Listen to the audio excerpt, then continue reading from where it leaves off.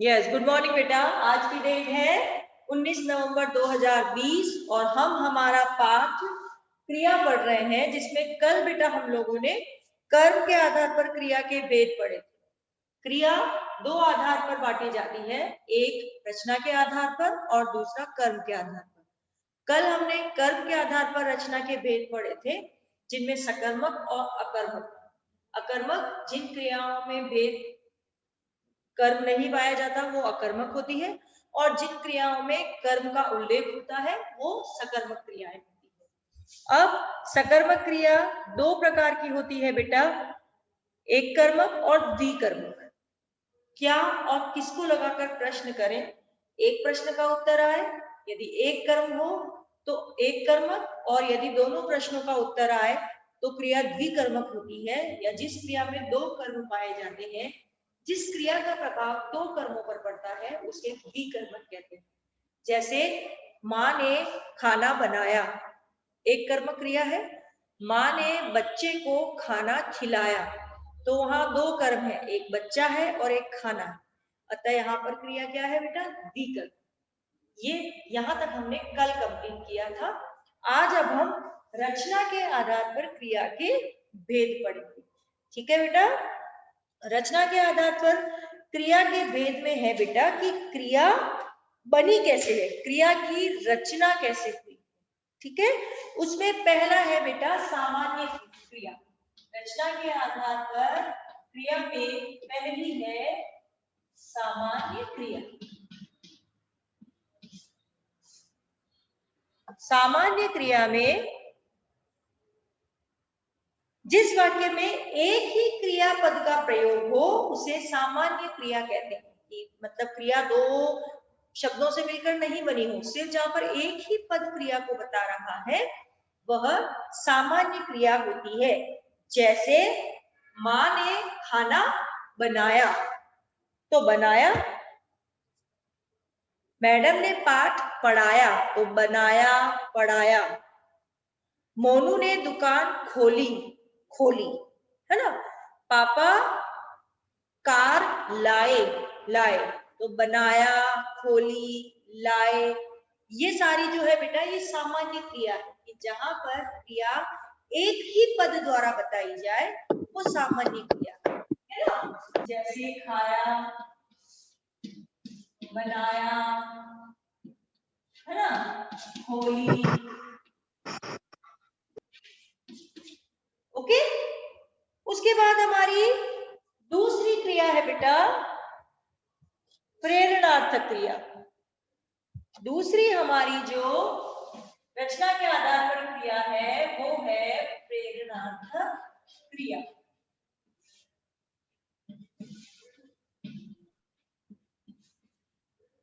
प्रेरणार्थक क्रिया में बेटा जिस क्रिया से यह ज्ञात होता है कि कर्ता स्वयं कार्य न कर किसी को कार्य करने की प्रेरणा प्रदान कर रहा है। ठीक है, कि स्वयं कार्य नहीं कर रहा है, वो किसी से कार्य करवा रहा है, उसे कार्य करने की प्रेरणा दे रहा है। अर्थात जिस क्रिया द्वारा किसी को कार्य करने की प्रेरणा दी जाती है उसे प्रेरणार्थक क्रिया कहते हैं। अब इसे उदाहरण द्वारा समझो बेटा। माँ ने पुत्र से आटा मंगवाया। ठीक है। अब यहाँ माँ ने सिर्फ बच्चे को ऑर्डर दिया है, आटा लाने का जो काम है वो तो बच्चे ने किया है। माँ ने आटा लाने की प्रेरणा बच्चे को दी है, माँ ने क्रिया में एक्टिवली पार्ट नहीं लिया। ठीक है। ऐसे ही अध्यापिका ने बच्चों से किताबें पढ़वाई। अध्यापिका ने बच्चों से पाठ पढ़वाया। ठीक है, पढ़वाया मतलब पढ़ा उन्होंने है, वो पढ़ने की क्रिया अध्यापिका ने नहीं की। ठीक है। तो जिन क्रियाओं में क्रिया की प्रेरणा दी जाती है वो प्रेरणार्थक क्रिया है। ठीक है। तो प्रेरणार्थक में प्रेरणा दी जाती है जिसमें कर्ता स्वयं कार्य करके प्रेरणा देता है। अब बेटा जो ये प्रेरणार्थक क्रिया है ये दो प्रकार की, जैसे सकर्मक क्रियाएं दो प्रकार की होती है, वैसे ही जो प्रेरणार्थक क्रिया है बेटा ये भी दो प्रकार की होती है। इस दो प्रकार में होता है, एक तो प्रथम प्रेरणार्थक। प्रथम प्रेरणार्थक और सेकंड होता है बेटा द्वितीय प्रेरणार्थक।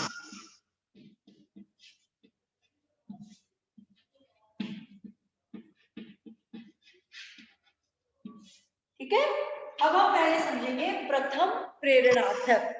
प्रथम प्रेरणार्थक में जिन क्रियाओं में कर्ता स्वयं शामिल होकर क्रिया करने की प्रेरणा देता है, जैसे माँ ने बच्चे से आटा मंगवाया तो माँ उस क्रिया को मतलब प्रेरणा देने में कुछ शामिल थी, है ना।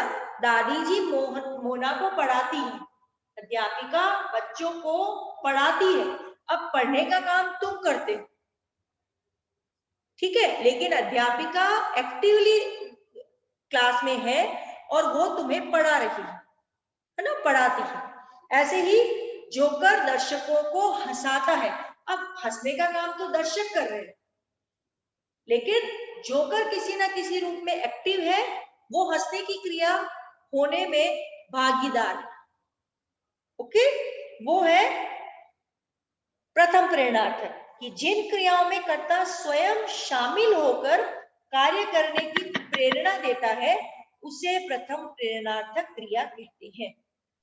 ठीक है, अब जैसे दादी जी मोना को पढ़ाती है और जोकर दर्शकों को हंसाता है, यहाँ पर दादी जी और जोकर स्वयं कार्य करके दूसरों को कार्य करने की प्रेरणा दे रहे हैं कि मैं अगर आपको पढ़ाती हूँ तो ऑब्वियसली मैं क्लास में हूँ, मैंने आपको एक टास्क दिया है और उसी टास्क को तुम लोग पूरा कर रहे हो।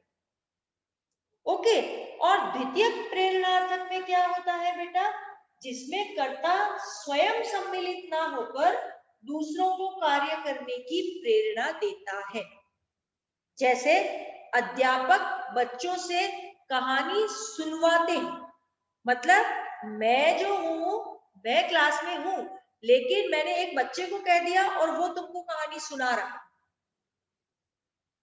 ठीक है, मेरे द्वारा कोई क्रिया नहीं की जा रही, मैंने आवाज लगाई एक बच्चे को कि यस बेटा कम हियर और तुम कहानी सुनाओ, तो तुम सुन रहे हो, वो सुना रहा है, मेरा कोई रोल नहीं, मैं किसी और के द्वारा कार्य संपादित करवा रही हूँ, सिर्फ मैंने गाइड किया है, कार्य करने वाला भी कोई और है और उस कार्य से लाभ उठाने वाला भी कोई और। ऐसे ही दुकानदार नौकर से झाड़ू लगवाता है,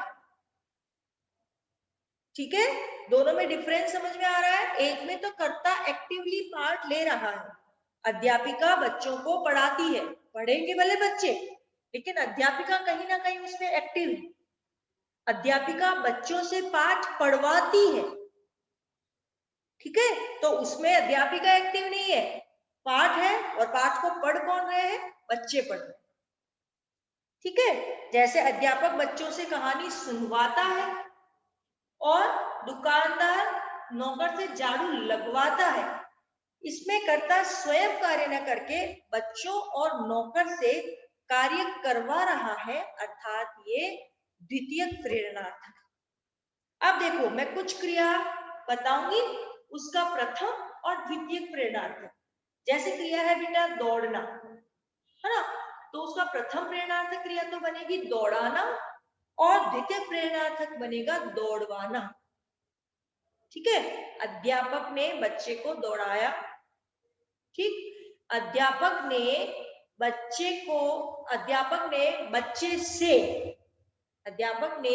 बच्चे से फूल तुड़वाया, ठीक है।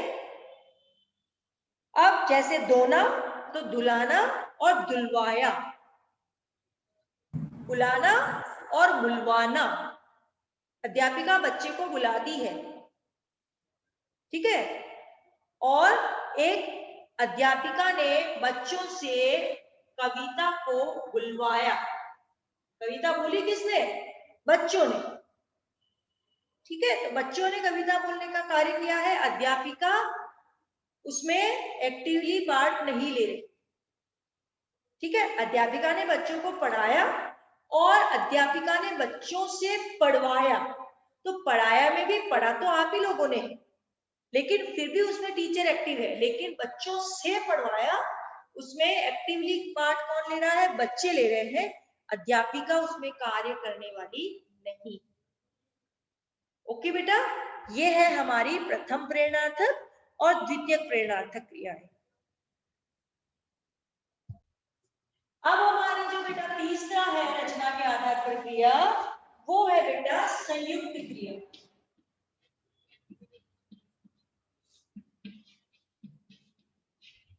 हमारा तीसरा प्रकार है संयुक्त क्रिया। जब दो या दो से अधिक क्रियाएं एक साथ मिलकर एक पूर्ण क्रिया बनाती है, उसे संयुक्त क्रिया कहते हैं।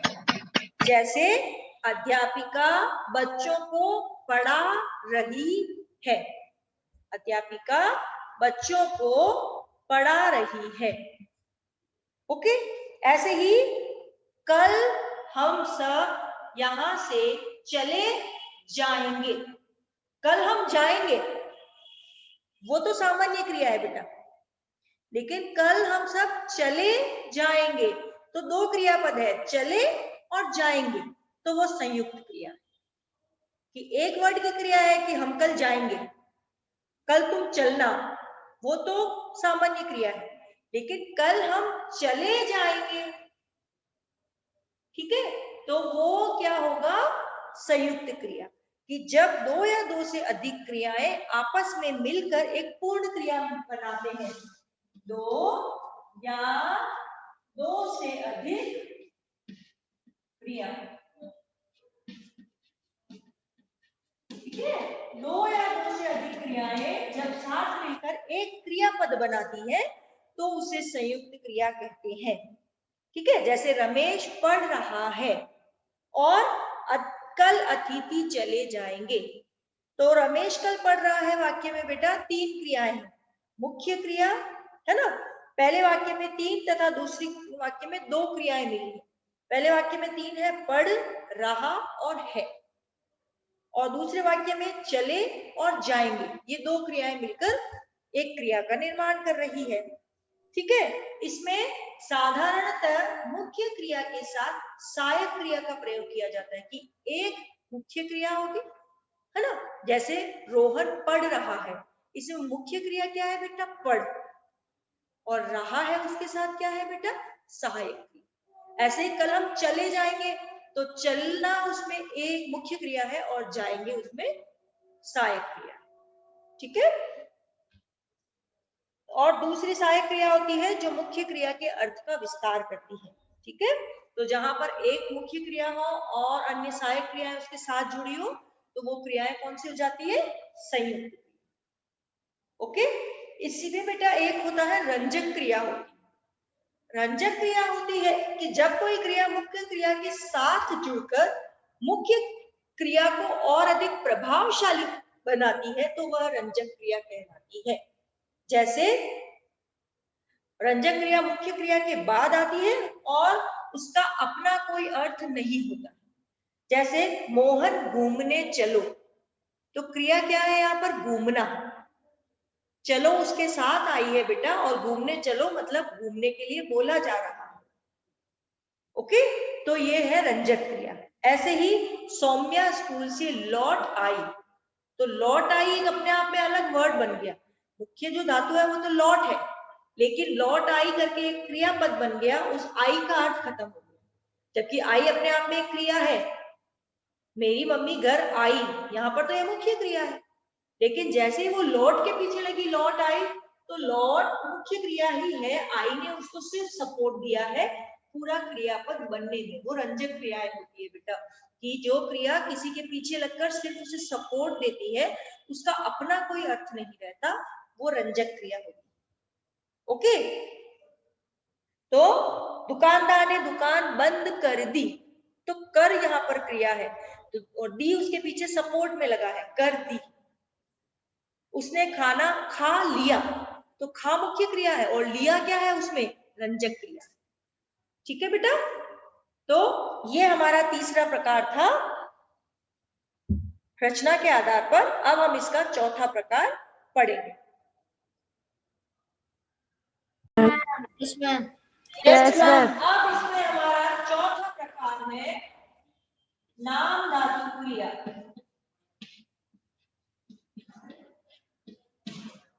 हमारा जो चौथा प्रकार है वो नाम धातु क्रिया है बेटा। संज्ञा, सर्वनाम तथा विशेषण शब्दों के अंत में प्रत्यय लगाकर जो क्रिया बनती है उसे नाम धातु क्रिया कहते हैं। जैसे रंग एक शब्द है, उसके पीछे मैंने ना प्रत्यय लगाया तो बना रंगना। तो मोहन दीवार रंगने लगा। प्रत्येक व्यक्ति की अच्छाइयों को अपनाना चाहिए। अपना, अपना सर्वनाम शब्द है, उसके पीछे ना लगा अपनाना, तो प्रत्येक व्यक्ति को अच्छाइयों को अपनाना चाहिए। ऐसे ही सीता कविता दोहराने लगी, तो दोहरा विशेषण शब्द है और दोहराने की संज्ञा, सर्वनाम और विशेषण के पीछे प्रत्यय लगाकर जो क्रियाएं बनती है उसे बोलते हैं बेटा नाम धातु क्रिया। ये हमने नाम धातु में भी पढ़ा था कि जब हमने धातु पढ़ा था, उस धातु में हमने पढ़ा था कि संज्ञा, विशेषण और सर्वनाम के पीछे प्रत्यय लगाकर जो धातुएं बनती है वो नाम धातु होती है। वही नाम धातु क्रिया है बेटा कि संज्ञा, विशेषण और सर्वनाम शब्दों के पीछे प्रत्यय लगाकर जो क्रियाएं बनाई जाती हैं उन्हें नाम धातु क्रिया कहते हैं। ठीक है, जैसे संज्ञा शब्दों से, संज्ञा मतलब नाम, रंग से बना रंगना, हाथ से बना हथियाना, और शर्म से बना शर्माना, बात से बना बतियाना, ठीक है, झगड़ा से बना झगड़ना। ओके, ऐसे ही सर्वनाम शब्दों में अपना से बना अपनाना। ठीक है, विशेषण शब्दों से दोहरा से दोहराना, गरम से गरमाना, लंगड़ा से लंगड़ाना। ठीक है, चमक से चमकाना, चमक संज्ञा शब्द है, उससे चमकाना बनेगा। ओके, और अनुकरणवाची शब्दों से भी बनता है। अनुकरण मतलब जहां दो शब्द एक साथ आते हैं, टनटनाना और दमदमाना। ओके, ये सारे क्रिया शब्द। तो संज्ञा, सर्वनाम और विशेषण के पीछे प्रत्यय लगकर जो क्रियाएं बनी है वो नाम धातु क्रियाएं होती है। ओके, हमारा इसका अगला प्रकार होगा बेटा पूर्वकालिक क्रिया, जो तुमको अच्छी भी लगती है और सबसे सरल क्रिया भी होती है। पूर्वकालिक, पूर्वकालिक क्रिया, इसमें बेटा दो शब्द हैं। पूर्व, पूर्व मतलब पहले, काल मतलब समय। जब दो क्रियाएं साथ में हो तो उसमें पहले वाले समय में जो क्रिया समाप्त होती है उसे पूर्वकालिक क्रिया कहते हैं। वह क्रिया जिसका पूरा होना दूसरी क्रिया से पूर्व पाया जाता है ना, कि जब दो काम साथ में हो रहे हो तो जो काम पहले पूरा हो गया वो पूर्वकालिक क्रिया है। अध्यापिका ने कक्षा में आकर बच्चों को पढ़ाया, तो पहले कौन सा काम हुआ? अध्यापिका का कक्षा में आना, आकर। वह खाना खाकर सो गया, वह दौड़कर आया, वह डर कर रोने लगा। ओके, मैं खाकर आया हूं, उसने देखकर निबंध लिखा, तुमने सुनकर समझा, उसने घबराकर पूछा। ठीक है, तो जिसके पीछे कर लग रहा है वो पहले हो रही है। आकर, घबराकर, डरकर, सुनकर, देखकर, जाकर, वो पूर्वकालिक क्रिया है। कि जब दो क्रियाएं साथ में हो तो जिन क्रियाओं का पूर्व में होना पाया जाता है या पहले होना पाया जाता है उन्हें पूर्वकालिक क्रिया कहते हैं। ठीक है ना, जैसे आकर, डरकर। ठीक है, वह उठकर बैठ गए, तो उठकर, वह गिरकर चल पड़ा, वह हंसकर रोने लगा। तो ये कर वाली जो क्रिया है ना बेटा, जो पहले हो रही है वो पूर्वकालिक क्रिया है। ओके, और इसमें हमारी अंतिम छठी प्रकार की क्रिया है बेटा कृदंत क्रिया। हमारा जो इसका अंतिम प्रकार है बेटा रचना के आधार पर क्रिया का, वो है कृदंत क्रिया। ठीक है, कृदंत क्रिया, जो क्रियाएं क्रिया शब्दों के अंत में लगती हैं उन्हें कृदंत क्रियाएं कहते हैं। जैसे कृदंत क्रियाएं जो मतलब एक तरह से काल बताती है लास्ट में बेटा, इसमें वर्तमान काल, भूतकाल और पूर्वकालिक होती है। जैसे मैंने बताया ना डर कर, तो डर तो धातु है लेकिन जो कर लगा है वो क्या है बेटा, कृदंत क्रिया। ऐसे ही वह पढ़ता है, तो पढ़ धातु है, उसके पीछे जो ता लगा है ना तो वो क्या होगा, कृदंत क्रिया है। पढ़ता, दौड़ता, दौड़ा, तो दौड़ा क्या है, कृदंत क्रिया है। दौड़कर, तो ये कृदंत क्रिया है। ठीक है, जो क्रियाएं क्रिया शब्दों के अंत में प्रत्यय लगाकर बनती हैं उन्हें क्या कहते हैं, कृदंत क्रियाएं। ठीक है, ये 3 प्रकार की होती है। वर्तमान कालिक क्योंकि वर्तमान काल बताती है, भूतकालिक क्योंकि भूतकाल बताती है, और पूर्वकालिक कृदंत क्रिया की पूर्वकालिक क्रिया बताती है जो, तो वो क्या है, पूर्वकालिक। जैसे दौड़, तो दौड़ के पीछे कर लगा तो दौड़कर, पढ़ के पीछे कर लगा पढ़कर। ओके, तो ये था हमारे रचना के आधार पर 6 प्रकार की क्रियाएं, सामान्य क्रिया, प्रेरणार्थक क्रिया, संयुक्त क्रिया, नाम धातु क्रिया, पूर्वकालिक क्रिया और कृदंत क्रिया। ठीक है बेटा, आज हम ये इतना ही पढ़ेंगे रचना के आधार पर क्रियाओं के भेद।